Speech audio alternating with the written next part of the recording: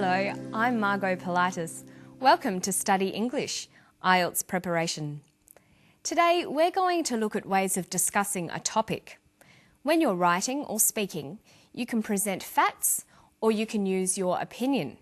But how can you tell the difference? Today we'll find out. We're going to listen to a scientist talking about vitamin D and cancer. In this clip, see if you can hear both facts and opinions being used. I believe that the public health problem for vitamin D deficiency is quite significant. I would estimate minimum 25% of adults in the United States, Europe, and probably even in Australia are vitamin D deficient. I mean, if you think about it, over 250,000 women in the United States will develop breast cancer this year. Something like 50,000 will die.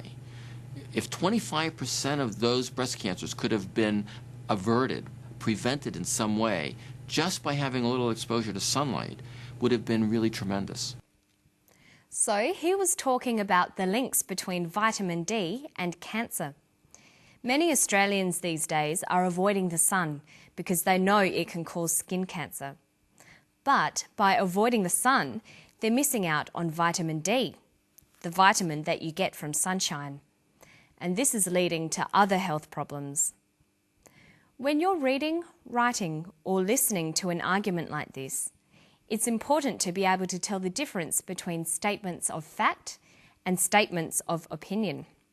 But how can you tell the difference? Well, there are a number of ways you can express your opinion.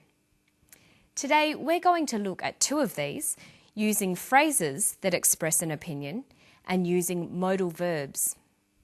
First, let's look at some phrases. The key words to listen for when you're trying to decide whether someone is talking about facts or opinions are words like believe, think, argue, feel, opinion, or view. These vary from formal to informal.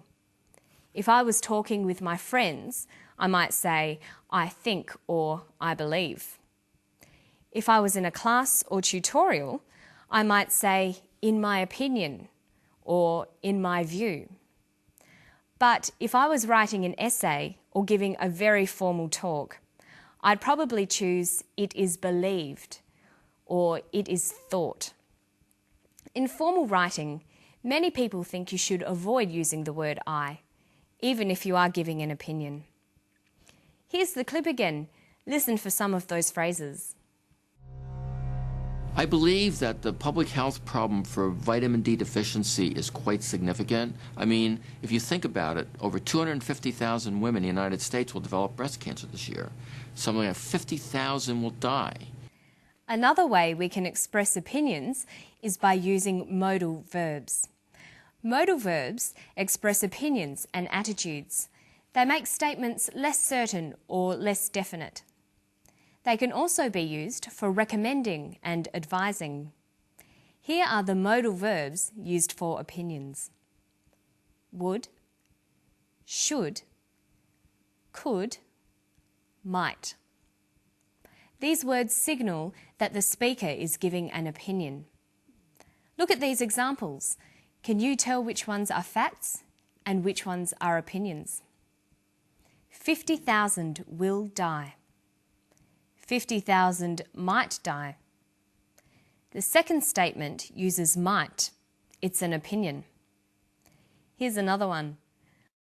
I do not think small amounts of sunlight increase the risk of cancer. Small amounts of sunlight do not increase the risk of cancer. In the first statement, you can see I do not think. This is an opinion. Now look at these two sentences. I believe that vitamin D deficiency might become common among adults.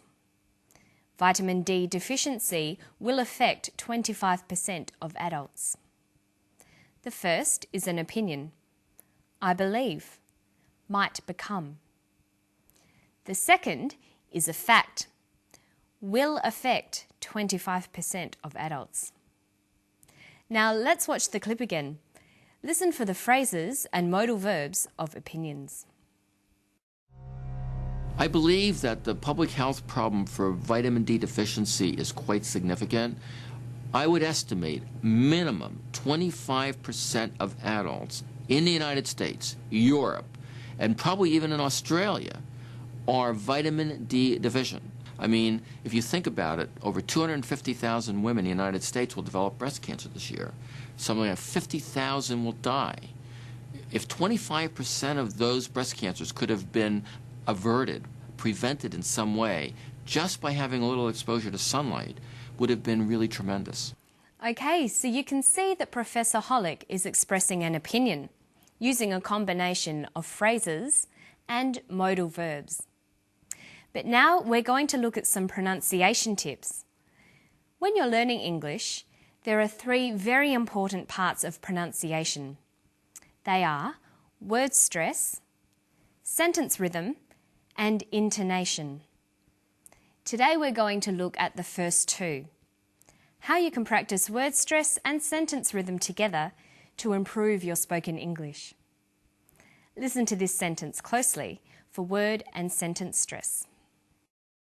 I don't think we should blame moderate, intelligent exposure to sunlight throughout our lives as the culprit for markedly increasing our risk of developing skin cancer.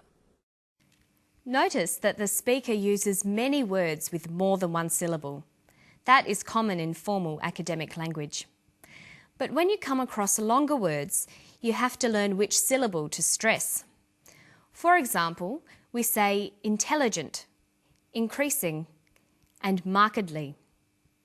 Notice that when you stress one syllable, the vowels in the other syllables are shortened.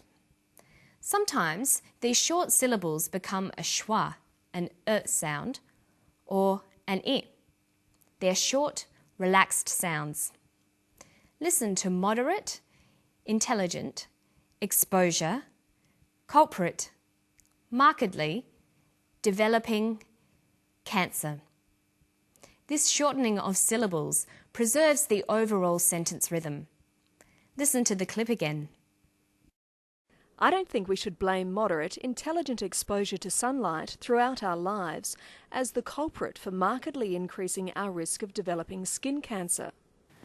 So when you're learning to speak English, you need to learn the pronunciation of individual words, but you also need to practice sentence rhythm, putting the words together into sentences. This is much easier when you get used to shortening the non-stressed vowels. Okay, listen to the clip and then we'll practice some more. I mean, if you think about it, over 250,000 women in the United States will develop breast cancer this year. Something like 50,000 will die. If 25% of those breast cancers could have been averted, prevented in some way, just by having a little exposure to sunlight, would have been really tremendous. Okay, now you can try it. Listen to this sentence. It would have been tremendous to have averted or prevented significant vitamin D deficiency. Let's look at each of those words. We'll highlight which syllable is stressed. See if you can work out how to pronounce each word. Tremendous, averted, prevented, significant, vitamin, deficiency. Okay, now let's see what happens when we put these words back into a sentence. It would have been tremendous to have averted or prevented significant vitamin D deficiency. Making your spoken English sound natural takes a lot of practice. Don't forget to listen closely to vowel sounds and sentence stress, and remember to practice reading and writing in English every day. And that's all from me today. I'll see you next time on Study English. Bye.